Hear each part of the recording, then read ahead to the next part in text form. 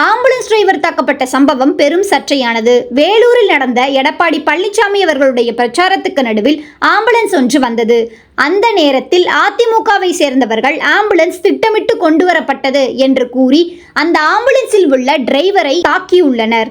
இதையடுத்து ஆம்புலன்ஸ் டிரைவர்கள் மீது தாக்குதல் நடத்துறவர்களுக்கு 10 ஆண்டுகள் சிறை தண்டனை என தமிழக அரசு அறிவித்தது. இந்த சூழலில் ஆம்புலன்ஸ் டிரைவர்களுக்கு பாதுகாப்பு வழங்க வேண்டும் என மதுரை ஹைகோர்ட்டில் வழக்கு தொடரப்பட்டது. இந்த வழக்கு விசாரித்த நீதிபதிகள், ஆம்புலன்ஸ் டிரைவர்கள் தாக்குவது ஏற்றுக்கொள்ள முடியாதது, தாக்கினாலே உடனே வழக்கு பதிவு செய்யப்பட வேண்டும். எந்த அரசியல் கட்சி, சமூக அமைப்பு என்றாலும் ஆம்புலன்ஸ்க்கு வழிவிடாமல் தடுப்பதால் பெரிய குற்றம் என்று கூறப்பட்டது.